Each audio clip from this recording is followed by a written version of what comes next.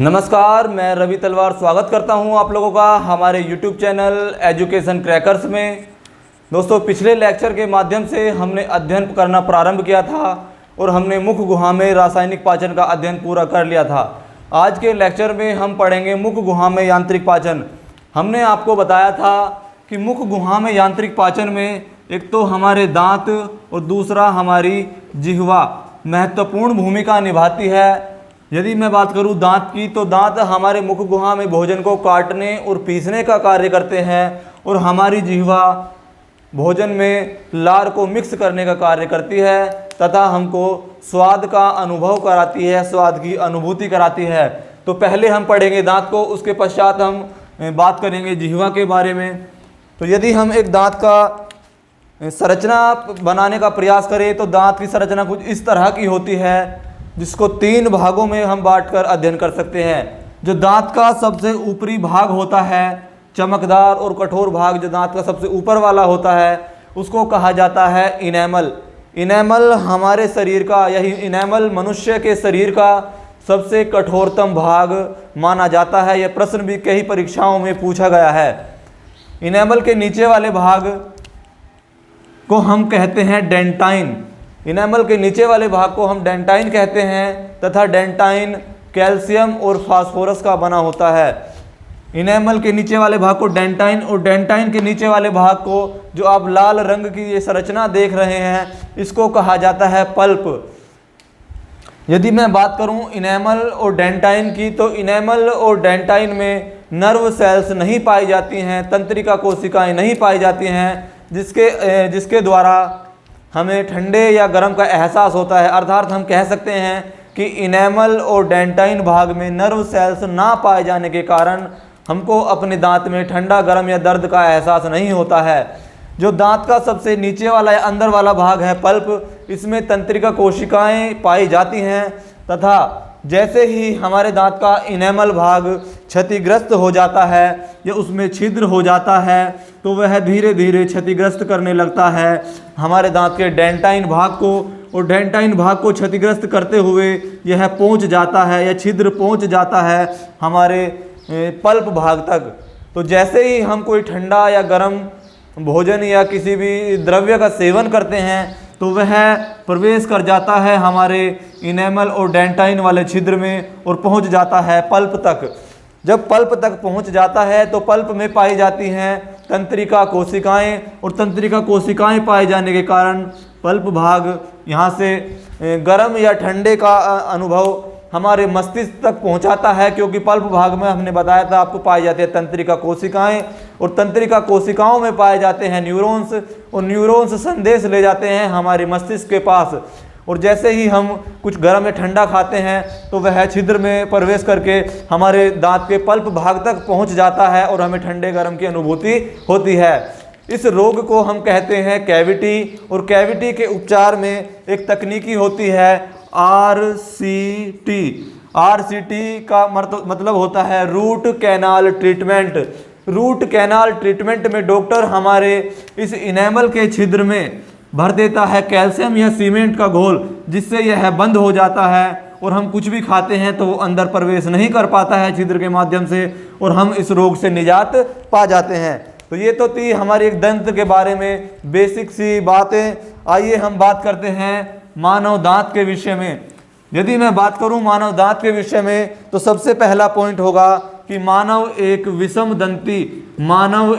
विषम दंती प्राणी होता है। यानी हम कह सकते हैं कि मानव में कई प्रकार के दांत पाए जाते हैं। यदि बेसिकली मैं बात करूं तो 4 प्रकार के दांत जो है मनुष्य में पाए जाते हैं, जिनमें पहला है जिसको कहा जाता है कृंतक दांत, दूसरा है रदनक, दूसरे को कहा जाता है रदनक। यदि मैं बात करूं तीसरे नंबर की, तो इसको कहा जाता है अग्रचवर्णक। यदि मैं बात करूं 4 नंबर की, तो जो हमारा 4 नंबर का दांत होता है उसको कहते हैं चवर्णक या पश्चवर्णक। कृंतक को अंग्रेजी में कहा जाता है इंसीजर्स। कृंतक को कहा जाता है अंग्रेजी में इंसीजर, और रदनक को कहा जाता है कैनाइन, कैनाइन। और अग्रचवर्णक को कहा जाता है अंग्रेजी में प्रीमोलार, प्रीमोलार।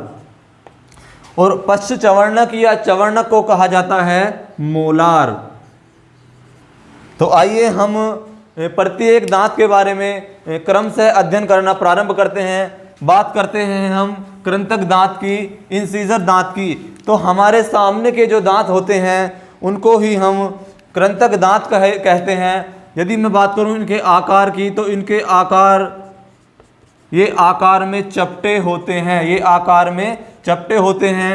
और इनका कार्य की बात करूं मैं, तो कार्य होता है इनका काटना, काटना। सामान्यतः जो कृंतक दांत होते हैं वह शाकाहारियों में अधिक विकसित होते हैं।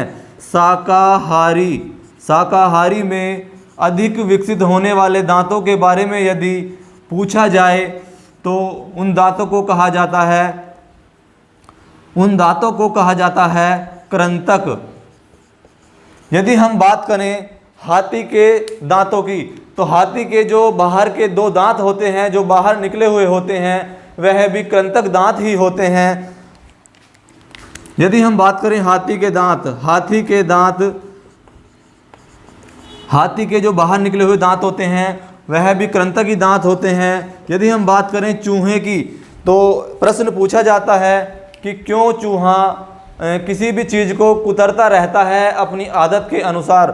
होता क्या है कि जो चूहे के जो दांत होते हैं वो कृंतक दांतों के ही उदाहरण होते हैं। दरअसल चूहे के दांत जीवन पर्यंत बढ़ते रहते हैं, वृद्धि करते रहते हैं। इसलिए चूहा किसी भी वस्तु को कुतरकर अपने दांतों को छोटा करने का प्रयास करता रहता है। यदि चूहा किसी वस्तु को या किसी भी चीज़ को कुतरना बंद कर दे या अपने दांतों को घिसना बंद कर दे तो चूहे के दांत बड़े हो जाएंगे, जिससे उसका जबड़ा खुल नहीं पाएगा। तो ये हमारे कृंतक दांतों के कुछ बात थी। यदि आगे बात करते हैं हम रदनक की, आगे हम बात करते हैं रदनक की। जो रदनक दांत होते हैं, आगे हम बात करते हैं रदनक की। रदनक को कहा जाता है कैनाइन, रदनक को कहा जाता है कैनाइन। यदि हम बात करें कैनाइन दांतों की, तो कैनाइन अधिकतर मांसाहारी, मांसाहारी, मांसाहारियों में अधिक विकसित होते हैं, मांसाहारियों में अधिक विकसित होते हैं। इसीलिए क्योंकि मांसाहारियों में अधिक विकसित दांत हैं रदनक, जिनको अंग्रेजी में कहा जाता है कैनाइन, इसलिए मांसाहारियों को कार्निवोरस, कार्निवोरस भी कहा जाता है, कार्निवोरस भी कहा जाता है। मांसाहारी जंतुओं को कहा जाता है कार्निवोरस, क्योंकि कार्निवोरस शब्द बना है कैनाइन से। यदि हम बात करें विषम दंती के अंदर आने वाले रदनक या कैनाइन दांत की, तो यह इसके कार्य की बात करें तो यह चीरने व फाड़ने का कार्य करता है। रदनक दांत का कार्य होता है चीरना व फाड़ना। हमारे जो कृंतक दांत होते हैं सामने, इनके जो बगल में एक दांत लेफ्ट में और एक दांत राइट में, ऐसे ही दो दांत नीचे होते हैं, इनको कहा जाता है रदनक दांत। आपने कभी देखा होगा यदि शेर मांस खाता हुआ, आपने कभी टीवी में शेर को मांस खाता हुआ देखा होगा, तो शेर जब भी मांस खाता है तो अपने मुख को वह तिरछा करने का प्रयास करता है, क्योंकि उसके जो मांसाहारी दांत होते हैं या मांसाहार में सहयोग करने वाले दांत होते हैं जिनको कहा जाता है रदनक, वो होते हैं साइड में, और वह उस मांस को अपने रदनक दांतों से चीरने व फाड़ने का प्रयास करता है। यदि मैं बात करूं अगले नेक्स्ट दांत अग्रचवर्णक की, यदि मैं बात करूं अग्रचवर्णक की, अग्रचवर्णक, अग्रचवर्णक की, तो अग्रचवर्णक जो दांत हैं इनका कार्य होता है भोजन को चबाना, भोजन को चबाना। अग्रचवर्णक का कार्य होता है भोजन को चबाना।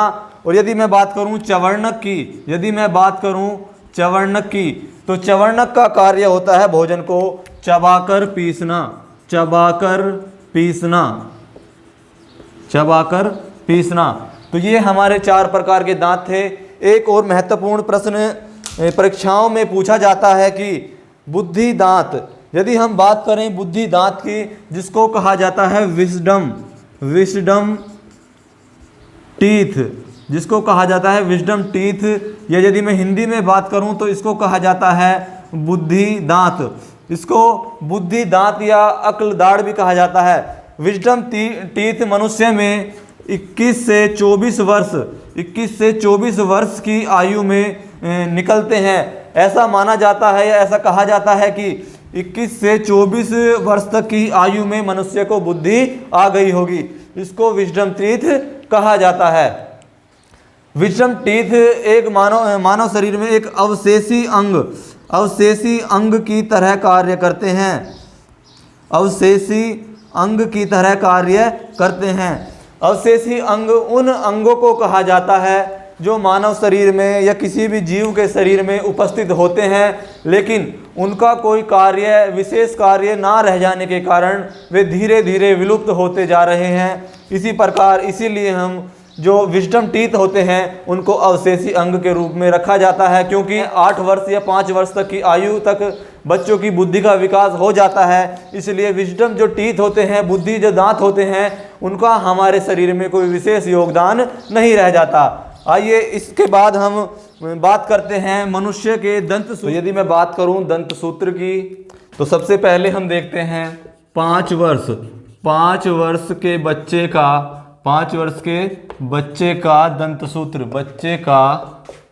दंत सूत्र 5 वर्ष के बच्चे का दंत सूत्र होता है 2102। यदि मैं बात करूं तो ये दंत सूत्र है बच्चे के ऊपर के आधे जबड़े का, और यदि हम इसकी गुना 2 से कर देंगे तो ऊपर के पूरे जबड़े का दंत सूत्र हो जाएगा, और नीचे वाला दंत सूत्र है नीचे के आधे जबड़े का, और यदि मैं इसकी गुना कर दूंगा 2 से तो हो जाएगा पूरे जबड़े का। यदि हम दांतों की संख्या को देखें तो 2 और 1 3 और 0 3 और 2 5, तो ऊपर के यदि आधे जबड़े में 5 दांत हैं और इसकी गुना 2 से कर देंगे तो 10 दांत हो जाएंगे ऊपर के पूरे जबड़े में। उसी प्रकार यदि मैं देखूं नीचे, तो नीचे भी 2 और 1 3 और 2 5, यानी नीचे के आधे जबड़े में दांत हैं 5, और यदि इसकी गुना कर दूंगा मैं 2 से तो हो जाएंगे 10, ये हो जाएंगे नीचे के पूरे जबड़े में 10। यानी हम कह सकते हैं कि ऊपर के पूरे जबड़े में 10 दांत और नीचे के पूरे जबड़े में 10 दांत, तो इनकी कुल संख्या हो गई 20। ये 20 दांत ऐसे हैं जो संपूर्ण जीवन काल में 2 बार उगते हैं, क्योंकि बच्चे के जो दांत होते हैं वो एक बार टूटकर दोबारा उग जाते हैं। तो ये जो 20 दांत हैं इनको हम या तो कहेंगे अस्थाई दांत, या इनको हम बोलते हैं दूध के दांत, इनको बोलेंगे हम अस्थाई या दूध के दांत। तो यदि प्रश्न पूछा जाए कि अस्थाई दांतों की संख्या कितनी होती है, तो अस्थाई दांतों की संख्या होती है 20। इनको अस्थाई दांत मैंने अभी बताया इसलिए कहा गया है क्योंकि ये हमारे संपूर्ण जीवन काल में 2 बार उगते हैं। यदि मैं बात करूं इनके क्रम की, तो पहले प्रकार के दांत होते हैं कृंतक, दूसरे होते हैं रदनक, तीसरे प्रकार के होते हैं अग्र चवर्णक, और चौथे प्रकार के दांत होते हैं चवर्णक। यदि मैं बात करूं इनकी संख्या की, तो 2 और 2 4, आधे जबड़े में 4 दांत होते हैं, और यदि इनकी गुना कर दूं मैं 2 से तो आ जाएंगे पूरे जबड़े के। तो कृंतक 2 और 2 4, और 4 की गुना 2 में कर देंगे तो हो जाएगा 8। तो ये हम कह सकते हैं कि जो बच्चा होता है उसमें 8 दांत जो हैं वो कृंतक पाए जाते हैं। यदि मैं बात करूं रदनक की, तो 1 और 1 2, और 2 की गुना यदि मैं कर दूं 2 से तो इनकी संख्या हो जाएगी 4। तो रदनक दांतों की संख्या बच्चे में होती है 4। यदि मैं बात करूं अग्र चवर्णक की, तो अग्र चवर्णक बच्चे में नहीं पाए जाते, और ये प्रश्न भी पूछा गया है कई परीक्षाओं में कि ऐसे कौन से प्रकार के दांत होते हैं जो बच्चे में पाए नहीं जाते हैं। तो हम देख सकते हैं कि जो अग्र चवर्णक दांत हैं उसमें बच्चे में उनकी संख्या 0 है, तो हम कह सकते हैं कि अग्र चवर्णक दांत बच्चे में नहीं पाए जाते। यदि मैं बात करूं चवर्णक की, तो 2 और 2 4, और यदि 4 की गुना मैं कर दूं 2 से तो आ जाएंगे पूरे जबड़े के दांत। तो 2 और 2 4, और 4 की गुना 2 से कर दूंगा 8। तो 8 दांत जो होते हैं वो बच्चे में चवर्णक प्रकार के पाए जाते हैं। तो ये थी हमारी बच्चे का दंत सूत्र, बच्चे का डेंटल फॉर्मूला। अब बात करते हैं हम वयस्कों का डेंटल फॉर्मूला, या हम कह सकते हैं कि अब बात करेंगे हम वयस्कों के दंत सूत्र की। हेडिंग डाल देंगे यहाँ पर वयस्क का दंत सूत्र, वयस्क का दंत सूत्र। तो वयस्कों का दंत सूत्र होता है 21-23 बटा 21-23। तो यदि मैं बात करूं इनके क्रम की, तो पहले प्रकार के दांत होते हैं कृंतक, वही तरीका जो हम अपनाएंगे जो हमने क्रम से पढ़ा है, कृंतक, रदनक, अग्र चवर्णक और चवर्णक। तो दूसरे दांत का जो प्रकार होता है वो होता है रदनक। यदि मैं बात करूं तीसरे प्रकार की, तो तीसरा प्रकार होता है अग्र चवर्णक, तीसरा प्रकार होता है अग्र चवर्णक। यदि मैं बात करूं चौथे प्रकार की, तो चौथा प्रकार होता है चवर्णक दांतों का। तो आइए हम इनकी गिनती करते हैं। ये भी उसी प्रकार जैसे हमारा वयस्कों का आधा जबड़ा, ऊपर का आधे जबड़े का दंत सूत्र ये है और नीचे के आधे जबड़े का सूत्र नीचे है। तो यदि मैं बात करूं पूरे जबड़े का, तो ऊपर के पूरे जबड़े का दंत सूत्र निकालने के लिए, दांतों की संख्या निकालने के लिए हमको ऊपर के दांतों को जोड़कर उसकी 2 से गुना करनी पड़ेगी, और इसी प्रकार नीचे के पूरे दांतों की संख्या निकालने के लिए भी हमको 2 से गुना करनी पड़ेगी। तो आइए 2 और 1 3 और 2 5 और 3 8। यदि ऊपर के आधे जबड़े में 8 दांत हैं और हम इसकी गुना कर देते हैं 2 से, तो आ जाएगा 16। तो हम कह सकते हैं कि वयस्कों के ऊपर के पूरे जबड़े में 16 दांत होते हैं। और इसी प्रकार 2 और 1 3 और 2 5 और 3 8, और नीचे के आधे जबड़े में यदि 8 दांत हैं और इसकी गुना कर देते हैं हम 2 से, तो संख्या आ जाएगी 16। तो हम कह सकते हैं कि ऊपर के पूरे जबड़े में 16 दांत और नीचे के पूरे जबड़े में भी 16 दांत होते हैं। यदि मैं इनकी कुल संख्या देखूं, तो इनकी कुल संख्या हो जाती है 32। तो हम कह सकते हैं कि वयस्कों में कुल दांतों की संख्या होती है 32। तो वयस्कों में कुल दांत की संख्या होती है 32। अब हमने पढ़ा था अस्थायी दांतों के बारे में। अस्थायी दांतों की संख्या थी 20।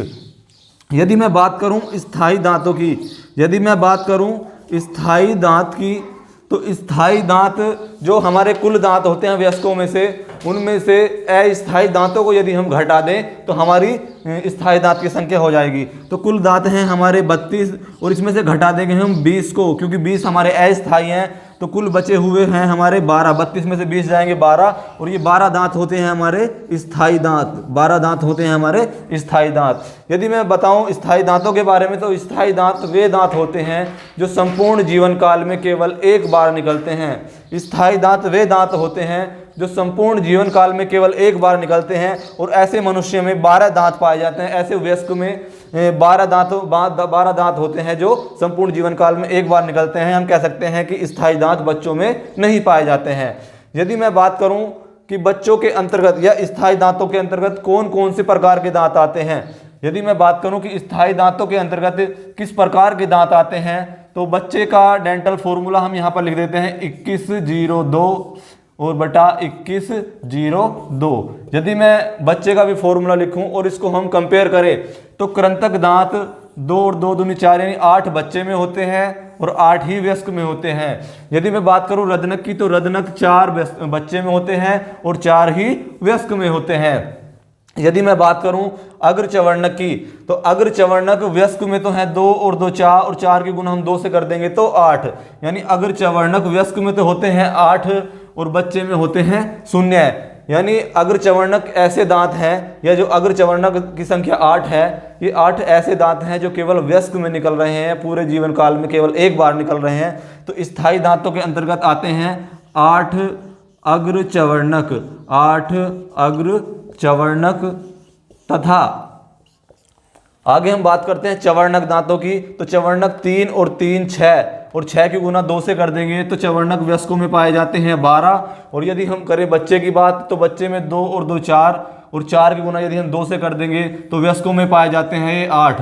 यानी कि जो चवर्णक दांत हैं वो वयस्कों में 12 पाए जाते हैं और बच्चों में 8 पाए जाते हैं। तो हम कह सकते हैं यहाँ पर कि 8 से ज़्यादा 4, हम कह सकते हैं कि 4 जो है ऐसे दांत हैं, अगर चवर्णक दांत जो हैं 4 ऐसे हैं जो बच्चों में कम पाए जा रहे हैं। इसको भी हम स्थायी दांतों के अंतर्गत रख सकते हैं। तो यहाँ पर हम लिख सकते हैं 4 दांत जो हैं वो चवर्णक होते हैं।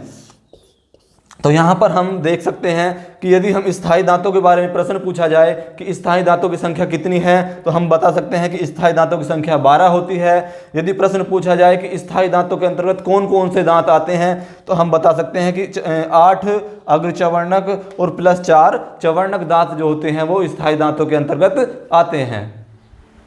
नेक्स्ट अंग है हमारा जिह्वा। यदि हम बात करें जिह्वा की, तो जिह्वा को अंग्रेजी में कहा जाता है टंग। हमारी जिह्वा एक मांसल संरचना होती है। यह एक मांसल यानी मांस की संरचना, मांसल संरचना होती है, मांसल संरचना होती है। हमारी जिह्वा जो है उस पर बहुत प्रकार के या बहुत सारे अंकुर पाए जाते हैं। उस पर बहुत सारे अंकुर यानी दानेनुमा, बारीक बारीक दानेनुमा संरचना पाई जाती है, जिनको अंकुर कहा जाता है। तथा ये हमको स्वाद का या स्वाद की अनुभूति कराती हैं, स्वाद की अनुभूति कराती हैं।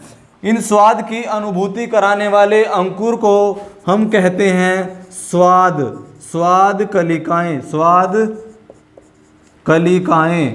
कि इन स्वाद की अनुभूति कराने वाले इन अंकुरों को हम कहते हैं स्वाद कलिकाएं, स्वाद कलिकाएं। बेसिकली हमारी जिह्वा में 3 प्रकार की स्वाद कलिकाएं पाई जाती हैं, जिनमें पहली को कहते हैं फंगीफोर्म, जिनको पहली को फंगीफोर्म कहा जाता है। दूसरे नंबर की स्वाद कलिकाओं को फिलीफोर्म कहा जाता है, फिलीफोर्म। और तीसरे नंबर की स्वाद कलिकाओं को सर्क्यूमवेलेट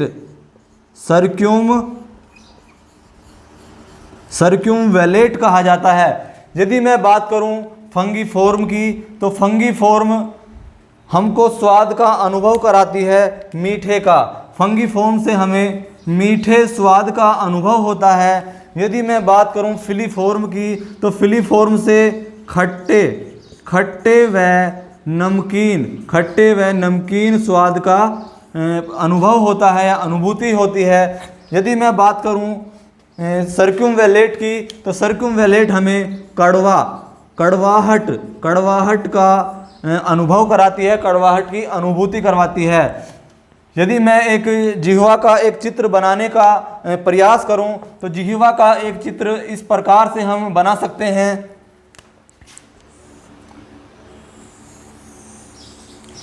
जिह्वा की संरचना इस प्रकार की होती है। तो जीभ का जो अग्रभाग होता है यह हमको मीठे स्वाद की अनुभूति कराता है। यदि मैं बात करूं जिह्वा के पार्श्व भाग की, तो जिह्वा का पार्श्व भाग यानी जो मीठे के बराबर वाला भाग होता है, यह हमको कराता है नमकीन स्वाद की अनुभूति। और जिह्वा का जो किनारे वाला ऊपर का भाग होता है, जो जीभ के बिल्कुल किनारे के भाग होता है, यह हमको अनुभूति कराता है खट्टे स्वाद की। जैसा कि आपने देखा होगा कि जब आप कभी किसी खट्टे पदार्थ का सेवन करते हैं, तो आपकी जीभ का जो पार्श्व वाला भाग होता है, किनारे वाला भाग होता है, वह मुड़ जाता है। यानी इसका अर्थ यह है कि जैसे ही हम कोई खट्टा पदार्थ खाते हैं या खट्टे स्वाद की अनुभूति करते हैं, तो हमारा जो पार्श्व वाला भाग है, जिसको कहा जाता है फिलीफोर्म, वो एक्टिव हो जाता है और उस खट्टे पदार्थ के प्रति अपनी संवेदना प्रकट करने का प्रयास करता है। यदि मैं बात करूं जीभ के सबसे अंतिम भाग की, जीभ के सबसे आंतरिक भाग की, जिसको कहा जाता है सर्क्यूमवेलेट हमको अनुभव कराता है कड़वे स्वाद का। सर्क्यूमवेलेट हमको कड़वे स्वाद की अनुभूति कराता है। तो ये कुछ बातें हमारे रासायनिक पाचन और यांत्रिक पाचन को लेकर महत्वपूर्ण थी। नेक्स्ट पार्ट में हम बात करेंगे मुख गुहा के बाद जब हमारा भोजन प्रवेश करता है ग्रास नली में, तो ग्रास नली के बारे में हम अध्ययन करेंगे। और उसके बाद आमाशय, ऐसे ही हम क्रमशः पाचन के अंतर्गत आने वाले सभी अंगों के विषय में चर्चा करेंगे। आशा करता हूं कि आपको यह हमारा लेक्चर बहुत पसंद आया होगा। यदि आपको हमारा लेक्चर पसंद आया होगा तो हमारी वीडियो को शेयर करें, चैनल को सब्सक्राइब करें और वीडियो को लाइक करें। और कमेंट बॉक्स में कमेंट करके ज़रूर बताएं कि आपको हमारी वीडियो कैसी लगी। जय हिंद, धन्यवाद।